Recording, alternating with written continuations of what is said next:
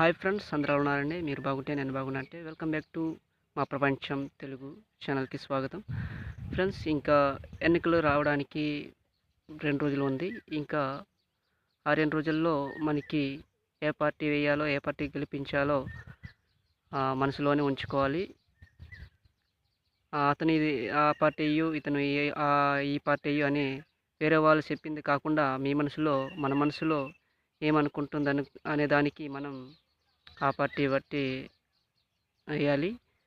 గత ప్రభుత్వంలో మనకి ఏం నష్టపోయామో, ఏమి లాభ పొందామో అది గుర్తుపెట్టుకోవాలి.